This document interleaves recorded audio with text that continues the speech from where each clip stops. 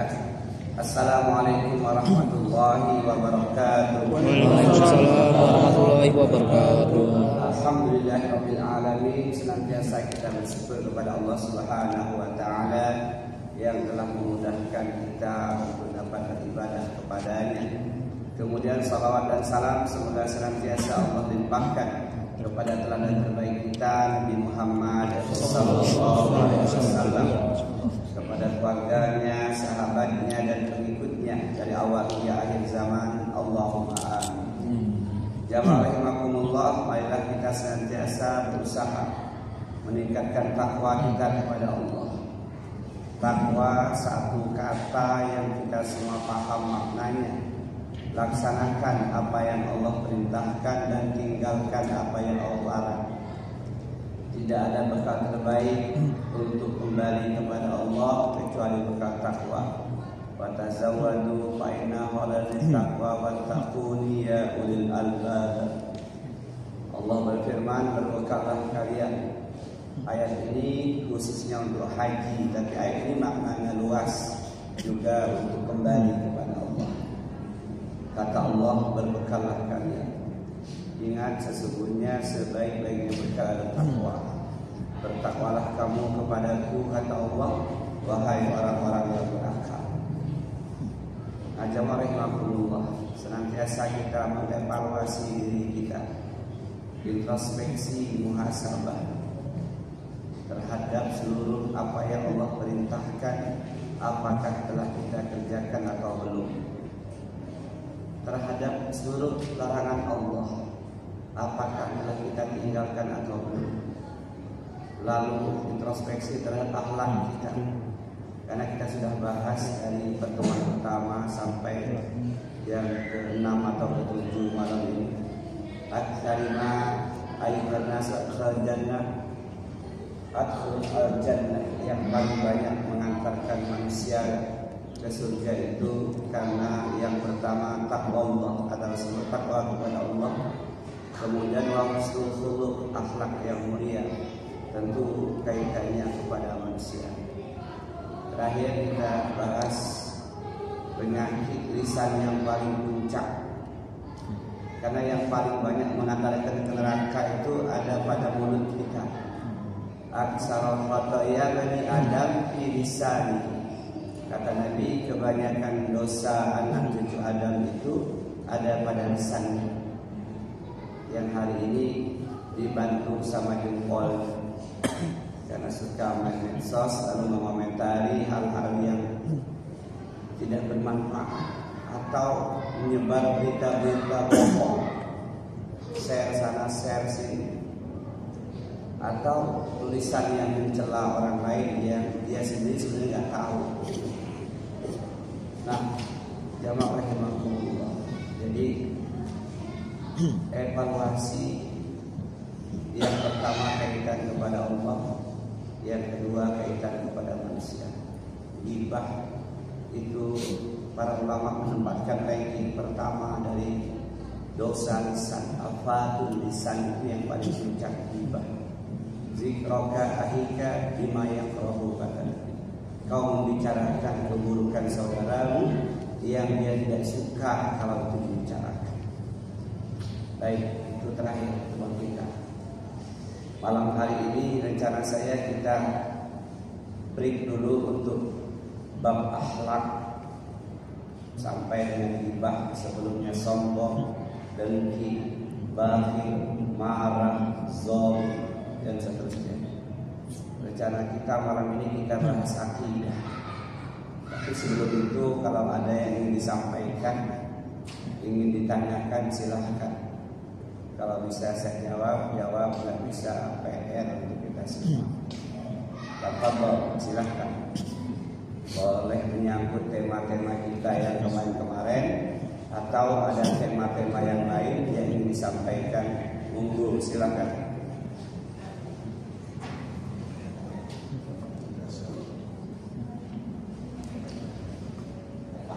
Bab fikih, muamalah atau yang lainnya, silakan. Mas Agus, kayaknya udah paham. Kasih kesempatan malah nggak nanya. Nanti kalau ini nanya pula kok nggak ada kesempatan jawab Ustaz. Ini kasih kesempatan. Silakan.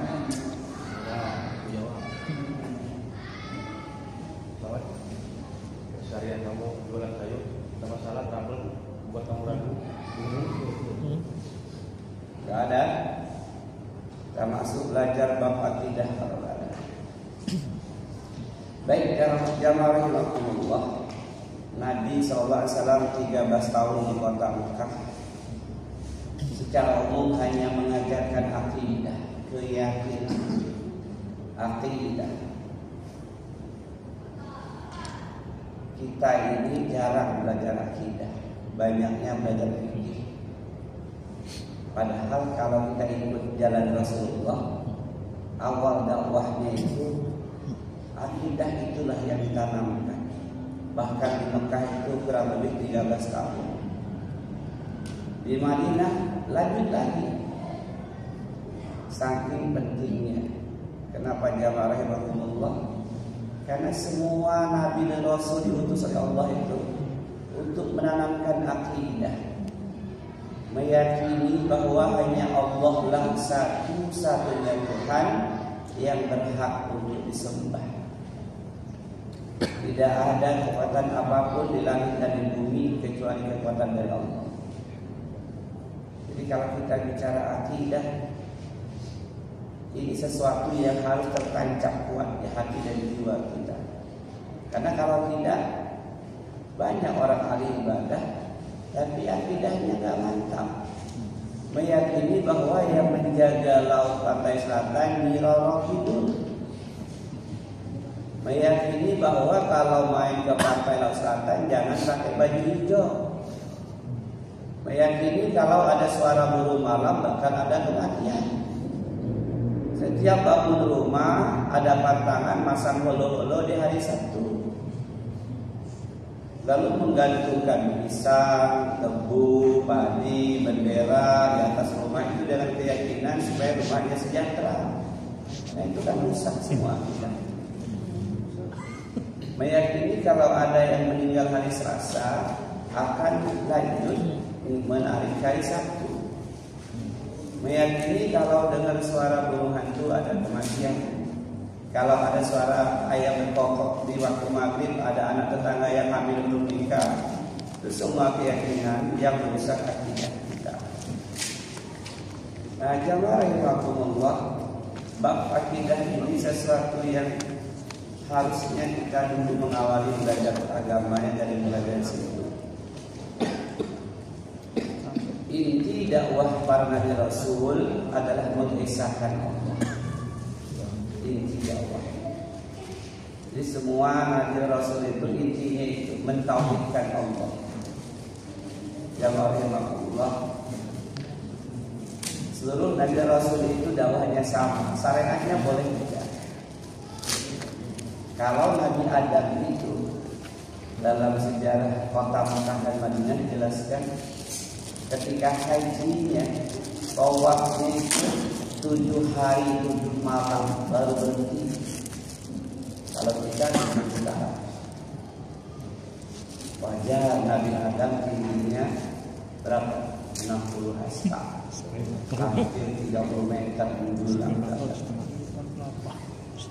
Seluruh nabi itu syariatnya banyak yang beda. Walaupun ada sholat, ada puasa, ada haji, perbedaannya banyak dalam hal bab syariat fikihnya. Tapi dalam bab akidah semuanya sama. Semuanya diperintahkan untuk mentauhidkan Allah. Walaqad ba'atsna fi kulli ummatin rasula an ibudullah wajtanibut taghut. Dan sesungguhnya kami, kata Allah, telah mengutus Rasul dan tiap-tiap umat yang kami minta kepada Rasul untuk menyerukan, mendakwahkan sembahlah Allah saja dan jauhilah taghut. Wa ma arsalna min qablika min rasul illa nuhi ilaihi annahu la ilaha illa ana fa'budun. Dan kami tidaklah mengutus seorang rasul pun sebelum engkau Muhammad, melainkan kami wahyukan kepada Rasul sebelum kamu bahwasanya tidak ada Tuhan yang berhak untuk diibadahi kecuali Allah. maka sembahlah Allah. Semuanya sama, dakwah utamanya dakwah tauhid. Mengapa dakwah itu yang diutamakan menjadi poin penting? Karena Allah menciptakan kita ini dalam rangka mentauhidkannya. Ayat yang sering kita dengar, wa ma khalaqtul jinna wal insa illa liya'budun. Di antara tafsir ayat ini, tafsir utamanya Al-Imam Ibnu Katsir menjelaskan, dan tidaklah diciptakan jin dan manusia kecuali untuk mentauhidkan Allah.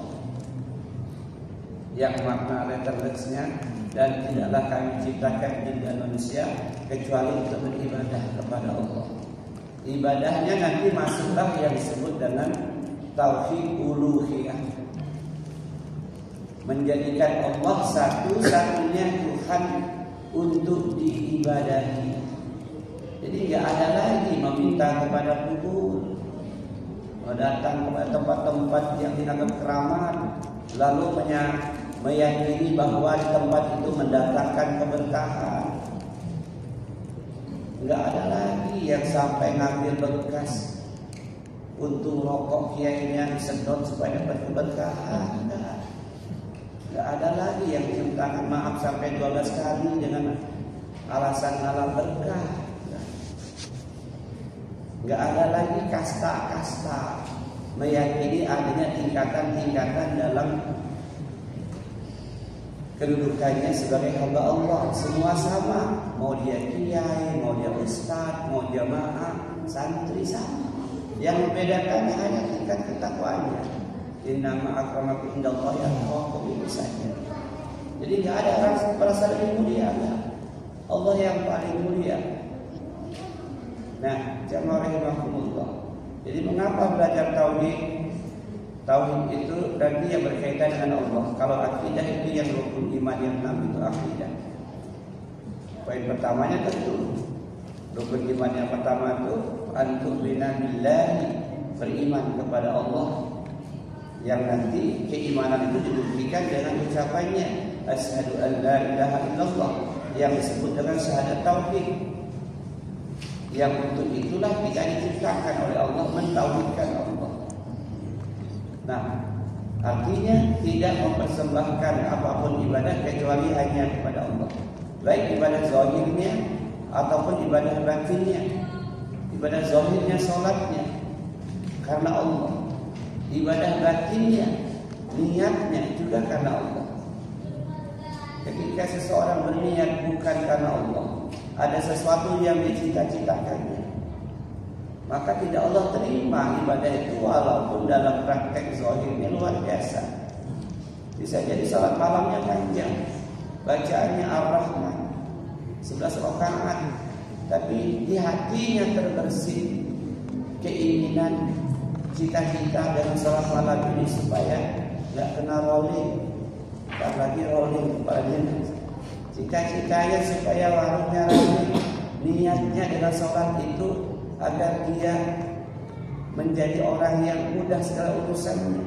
Berarti dalam ibadahnya itu terselip keinginan untuk dunia atau untuk pujian manusia. Maka walaupun zahirnya tampak hebat, ketika batinnya, niatnya bukan karena Allah, innallaha la yaqbalu minal amali illa ma kana lahu khalisan wa tuyabi wajhu. Kata Rasulullah, sesungguhnya Allah tidak akan pernah menerima amal dari hambanya, sejenis segala macam amal, kecuali amal itu murni ditujukan karena Allah, ikhlas, dan untuk menatap wajah Allah.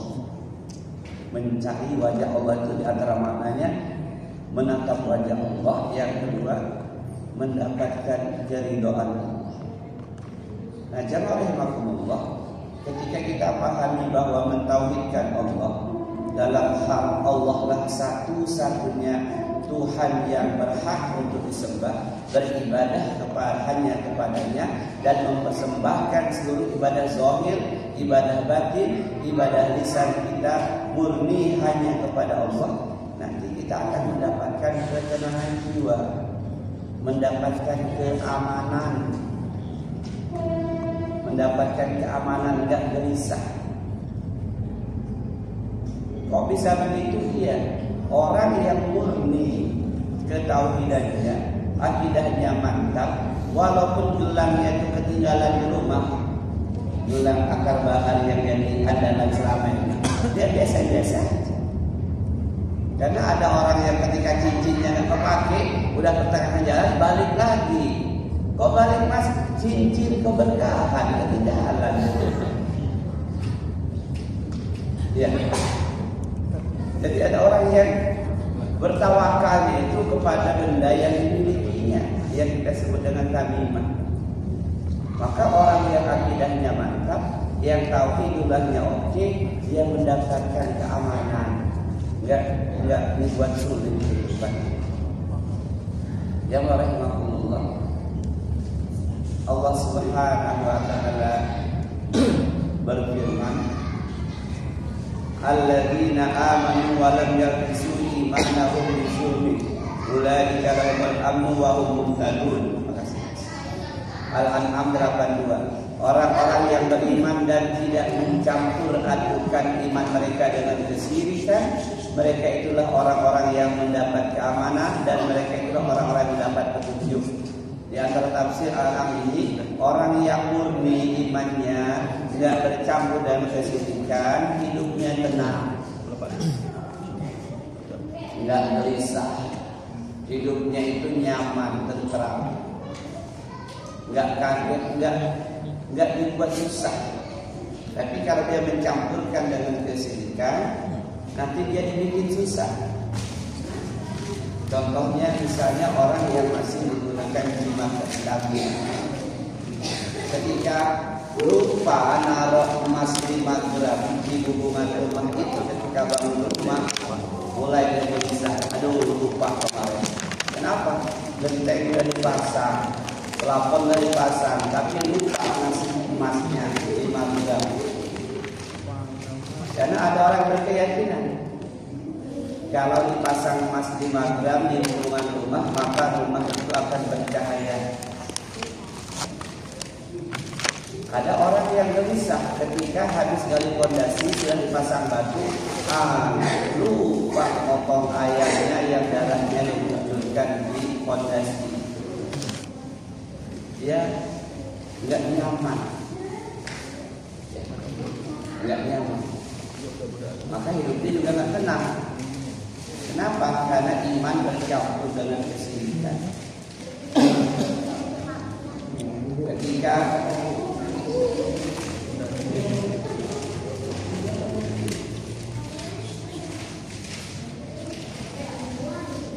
dia akan membuka lahan dulu zaman dulu masih hutan. Jadi untuk buka lahan kawasan hutan itu mesti dipersembahkan sesuatu, motong kerbau atau motong sapi. Ketika dia nak lakukan, sekampung itu terus gelisah, gawat kita. Kenapa? Lupa kita mempersembah. Nah, jamaah rahimahullah. Jadi ketika akidah ini tidak mantap, bercampur dengan kesyirikan, maka hidup tidak akan tenang-tenang, tidak akan tenang-tenang, gelisah. Aduh, kita ini gimana ya? Besok kan pesta, kok nggak kita siapkan pawang hujan? Ya, pelakunya bukan orang sembarangan, pelakunya juga orang alim. Sholat 5 waktu ke masjid, tahajud tiap malam. Jadi jamaah rahimahullah, perkara akidah, keyakinan yang dalamnya ada tauhidullah, mengesahkan Allah, harus betul-betul kita pelajari, kita paham, sehingga Allah berikan ketentraman jiwa, Allah berikan ketenangan. Walaupun dompet tinggal tidak jadi masalah. Kadang dompet tinggal balik lagi, kenapa? Ada rajah-rajahnya kertas kecil di dompet itu. Gak tenang, pulang lagi. Nah, selanjutnya jamaah rahimahullah, Ketika kita bicara akidah yang di dalamnya memuat tauhidullah, bahwa Allah lah Tuhan satu-satunya yang berhak disembah. Hanya kepada Allah lah kita mempersembahkan seluruh ibadah kita. Kemudian kita meyakini bahwa seluruh Nabi Rasul diutus untuk mentauhidkan Allah. Kemudian kita yakin bahwa Allah menjanjikan keamanan, petunjuk bagi mereka yang tidak mencampurkan keimanan dengan kesyirikan. Yang berikutnya, bahwa syarat masuk surga itu dia tentu harus mentauhidkan Allah. Artinya apa? Siapapun yang meninggal dunia dalam keadaan tidak mensyirikkan Allah, maka dia pasti ke surga, walaupun dosanya seluas langit dan bumi.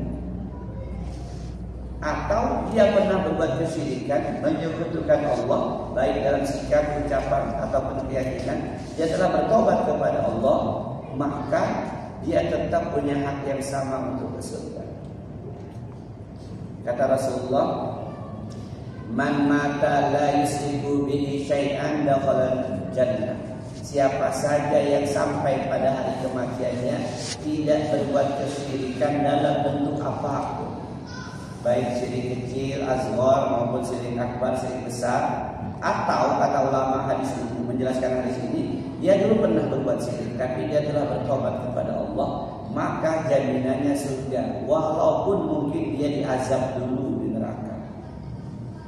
Dan penghuni neraka yang akan ke surga nanti ada stempelnya, kata Rasul di keningnya, Jahannamiyun, mantan penghuni neraka jahanam. Ketawa kayak gitu. Tapi nggak ada yang komen, nggak usah takut. Di dunia lah kita dikomen orang. Di akhirat nggak ada yang komen, cuma orang tahu aja. Nggak ada yang komen mantan dia. Nggak pakai tato. Terbaca memang. Maka kita berharap seluruh usaha kita ini jangan sampai masuk neraka. Jangan sampai mengikuti kaum liberal yang mengatakan nggak apa-apa di neraka atau nanti ke surga juga. Ya enggak lah, ada stempelnya kata Rasulullah. Di keningnya lagi semua orang membaca. Jahannamiyun, mantan penghuni neraka jahanam. Nah, kita pengen termasuk 70.000 orang yang terkena hisab. Kita berdoa kepada Allah tiap habis sholat, jelas, Allahumma ajirna minan nar, Allahumma ajirna minan nar, Allahumma ajirna minan nar. Ya Allah, jangan transit neraka, ya Allah, jangan transit neraka, ya Allah. Ya, kita selalu berusaha enggak sampai nyemplung lah, walaupun cuma sehari enggak. Makanya zikir-zikir kita kan begitu. Allahumma inni as'aluka jannah. Segala macam lah kita berharap enggak lewat, tetap setiap orang pasti akan lewat di atas jahanam. Nah, di antaranya yang kita bahas kemarin, ada orang-orang yang diharamkan, jangankan masuk ke jahanam, kesenggol ujung api jahanam aja enggak. Di antaranya siapa? Orang yang punya akhlak yang mulia, yang hayyin layyin qarin sahal. Dan kita bahas sama-sama, mungkin lupa. Dan jamaah rahimakumullah.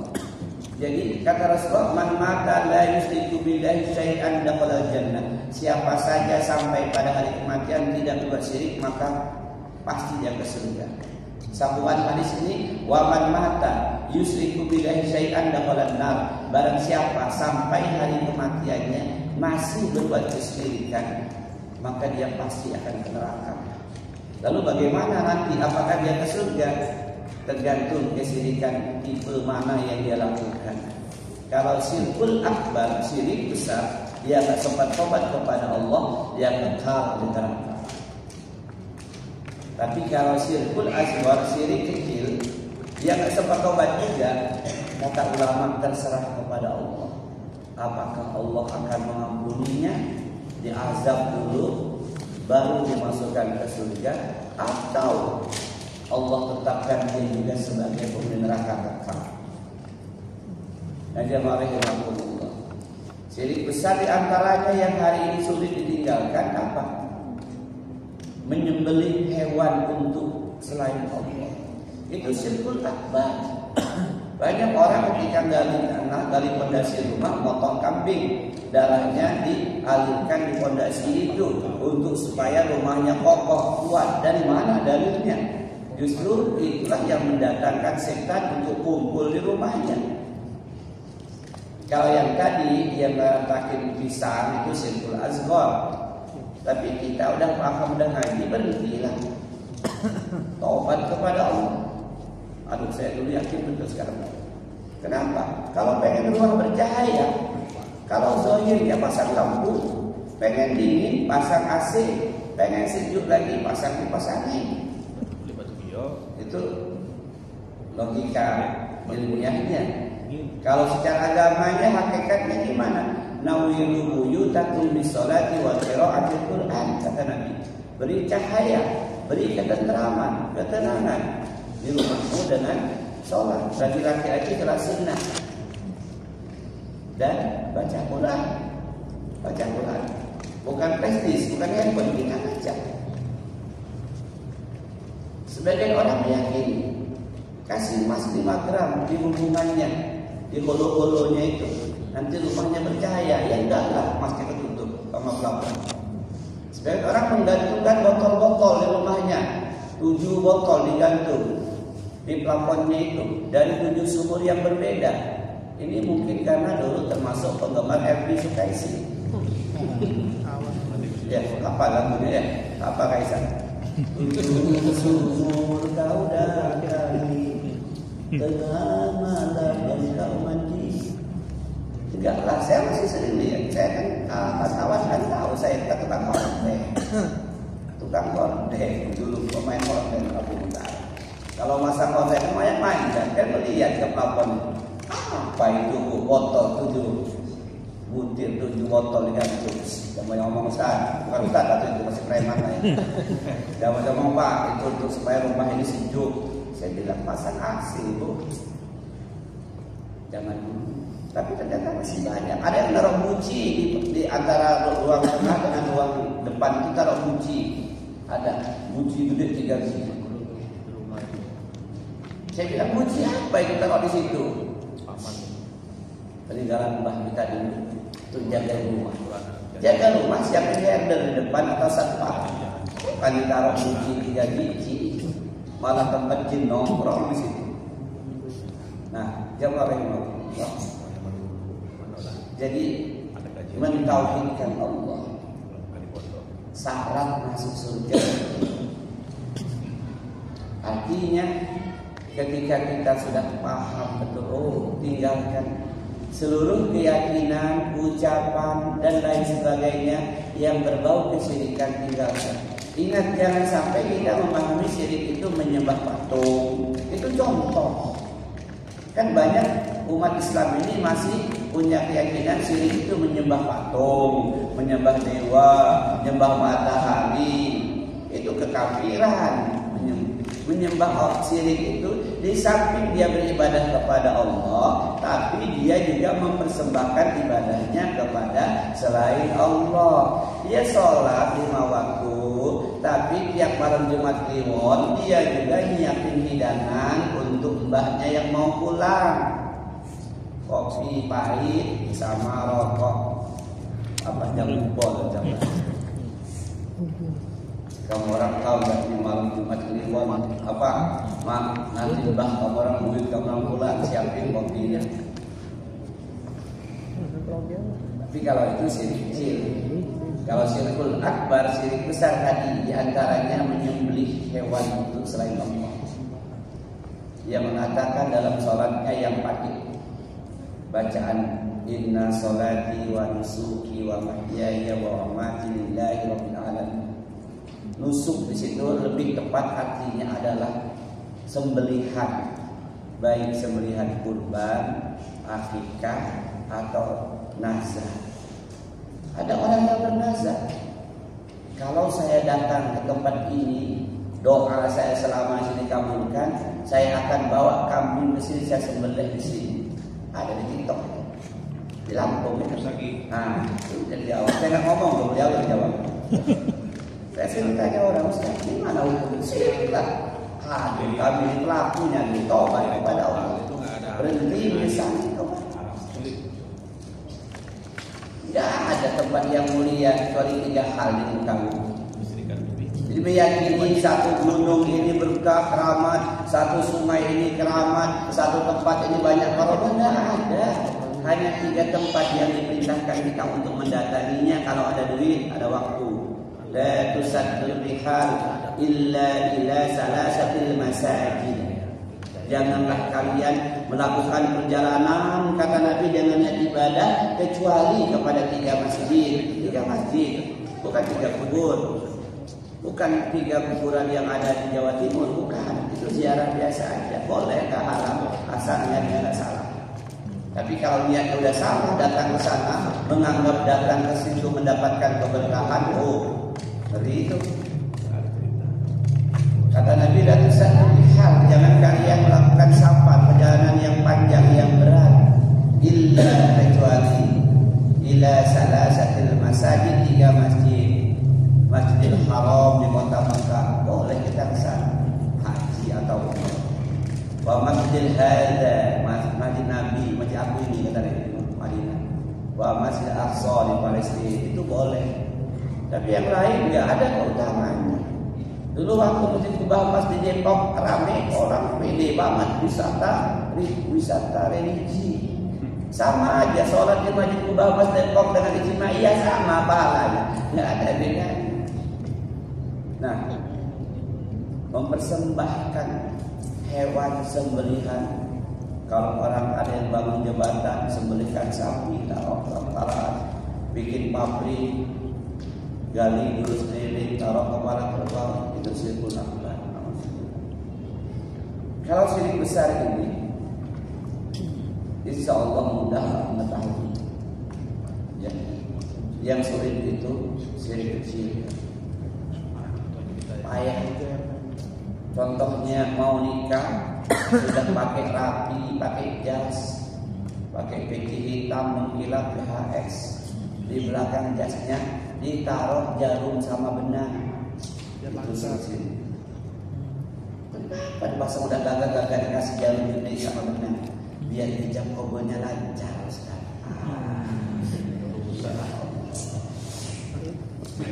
Padahal kalau mau lancar kan dicetak, ya nak pakai komputer. Wahai fulan, aku nikahkan anak kandungku Marqanah binti Abdullah kepada Tamimah. Man ala kota tamimatan faqad asraka.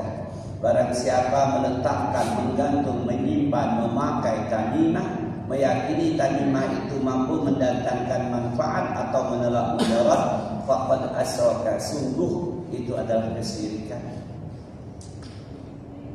Syirik kecil memang. Tapi kalau dilakukan terus-menerus dan tidak sempat tobat kepada Allah, kata sebagai ulama, dia dihukumi sebagai syirik besar. Maka syirik kecil ini sulit. Kata Nabi, saking sulitnya untuk ditinggalkan. Satu, orang banyak melakukannya, meyakininya. 2, dianggap hal biasa karena sudah berlangsung beratus tahun. Sehingga Nabi katakan, asyirku fi hazil ummati akfa min dabibin namlati sauda'a fi sawmatin sauda'a zulmatil lain. Kesyirikan yang dilakukan umatku, kata Nabi, seperti halus lembut tersembunyi, seperti langkah-langkah semut hitam di atas batu hitam di kegelapan malam. Nabi menggunakan kalimat yang luar biasa, seperti langkah-langkah semut hitam, bukan semutnya, langkah-langkah kakinya di atas batu hitam di kegelapan malam. Semutnya sendiri nggak dengar suara langkahnya. Semut melangkah di batu itu nggak dengar suara langkahnya. Kalau kita jalan di rumah papan, panggung bener duduk. Ini saking halusnya. Sehingga apa yang terjadi? Kalau kita nggak ngaji, nggak belajar agama, udah jelas kita akan nggak kena sirkul asfar. Apakah yang ngaji sudah jaminan? Enggak juga. Nggak enak Ustaz, udah biasa tapi kayak gini. tinggalkan aja lah. Udah tahu dalilnya, hadisnya udah tahu, tapi nggak enak. Dari zaman nenek moyang udah biasa begini. Kalau mau nanam padi di sawah atau di ladang itu, sebelum hujan, nugal itu, ambil beras, dilemparkan ke pinggir-pinggir hutan itu. Apalah bahasanya itu? Jangan ganggu padi kami ya, makan yang ini aja. Untung dia nggak jawab. Terima kasih kata dia. Nggak jadi kondisi.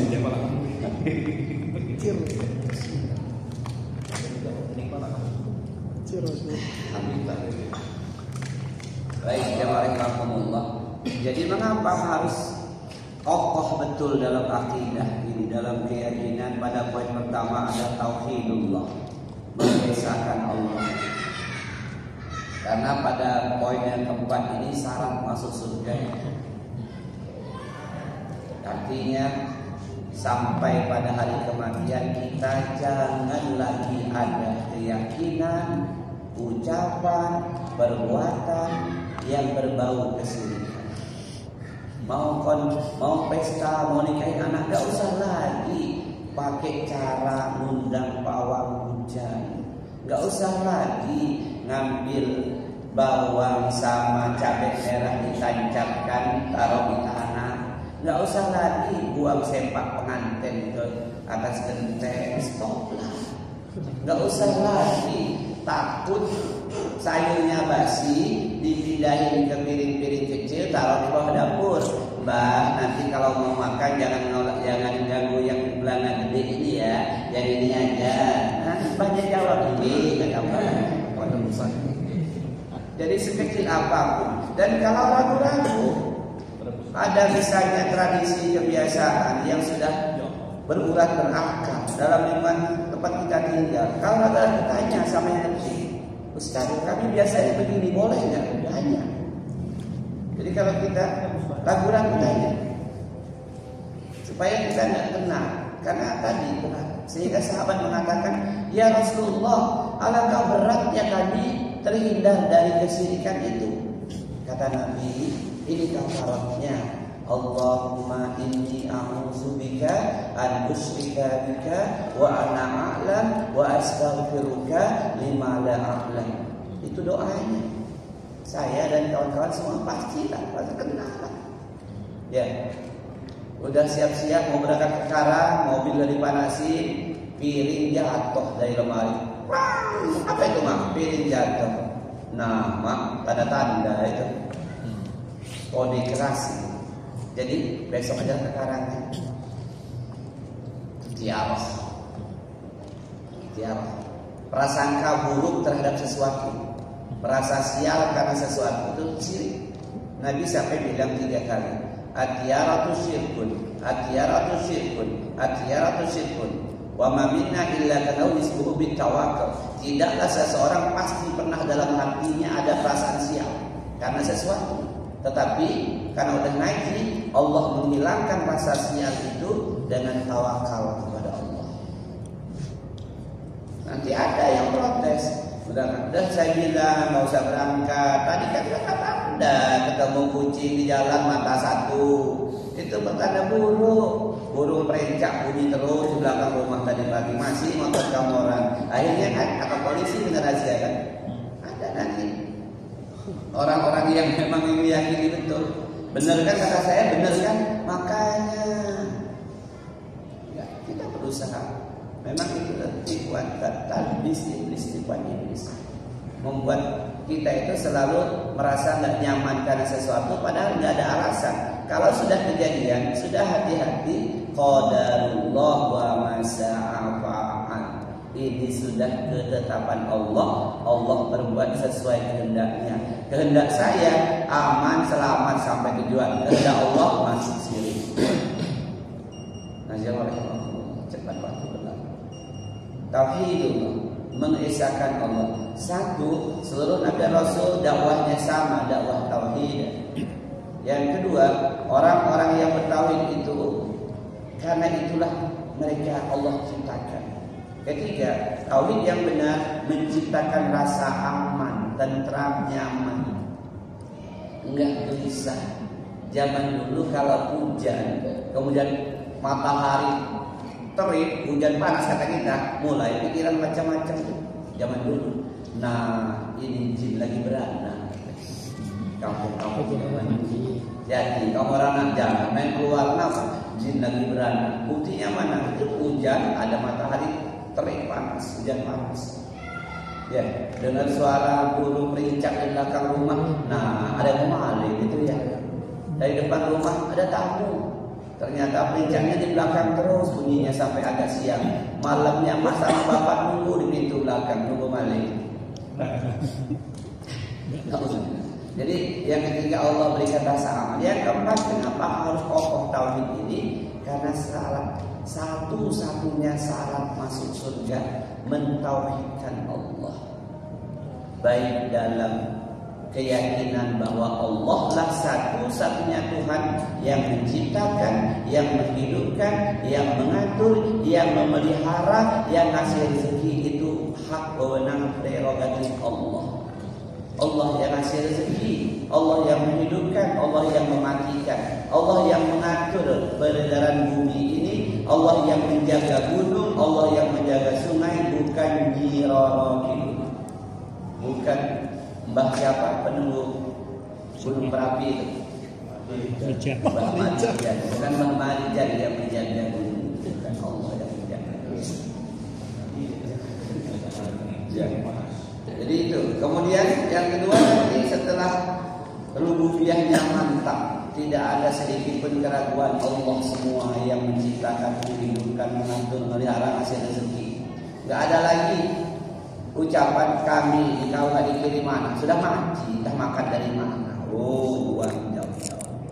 Kami kalau nggak dari pemerintah dapat PKH raskin, sudah mati. Astagfirullahaladzim. Allah yang ngasih rezeki, itu hanya perantara saja. Kemudian yakin Allah yang menghidupkan, mencipta, memelihara, mempersembahkan ibadah hanya kepada Allah, tidak kepada yang lain.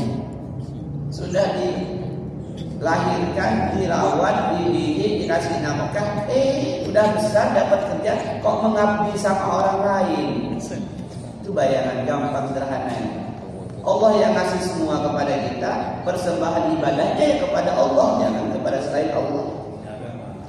Allah yang mendatangkan panen kopi yang banyak di atas sana. Tapi mereka masih banyak mengadakan sedekah bumi tiap tahun. Dengan keyakinan sedekah bumi ini rasa syukur kepada bumi karena telah menghidupkan kopi dengan buah yang banyak, nyembelih kambing. Ya, datangkan dari daerah Lampung Tengah Metro sana penyanyi tayo malam-malam. Ada yang merasa? Alhamdulillah. Saya diundang sedekah. Ada yang sedekah laut. Tiap tahun mempersembahkan kepala kerbau ke laut.